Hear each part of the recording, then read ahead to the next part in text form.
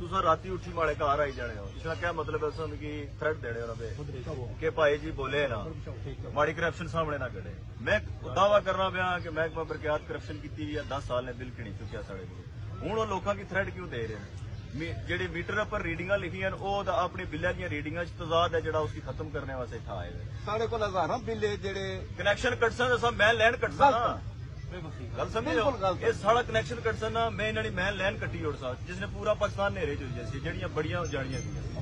ठीक है, जेडी गुजारिश है वो सीधी और साफ है।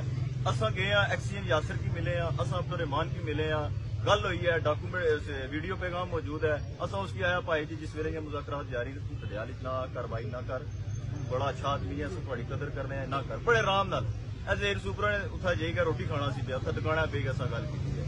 उसके बाद बजाबता एक वफद गया है महकमा बरकयात यासर की भी गल आई है, मैं गया बाकायदा। ठीक है, गल आकी उड़ी मुड़ी का दोबारा अच्छी है फिर कार्रवाई लोगों की थ्रेट देना हो बिल जमा कराने तार कपने जैसी तुसा केड़े होने तार कपड़े ले तुसा सिर्फ और सिर्फ बिल वसूल करने ले और बिल देने ले तुसा तार कपड़े ने तैयार होया मुलाजम पुलिस का नाल असी नोटिस जासी मुल्क है ना वजीर आज़म मांगना पे तुसा ने कनेक्शन नहीं कटना तुसा इधर नजायज है असा खुद मुलाजम इस मामले के शामिल नहीं हो रहा।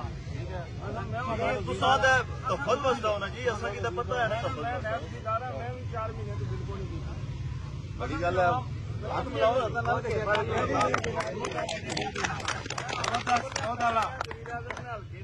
कोई ऐसी गल नहीं मामला हूं असल है तो जी गल सुनी है ना भाई महकमे ले तू लगे जान वापस सादा कोई इतराज ही नहीं। असा ये आ रहे हैं कि इस मौके पर पंगा ना करो, ये पंगा है तो बंद किया जाए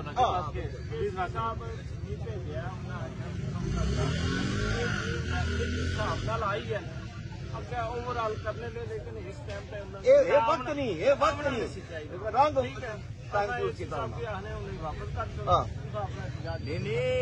वापस करन लेकिन अच्छा ठीक है जवाब दिया ना असा की रिटन पेपर दसा तको सर तुसा एक महकमे चो तुसा ना अफसर जुबानी आखी जा बंदे की मारी और सो साल तो नेरा लीक है दे देता मारसा उसकी बिल्कुल ठीक है। मेरा महकमा आया ना इसके बाद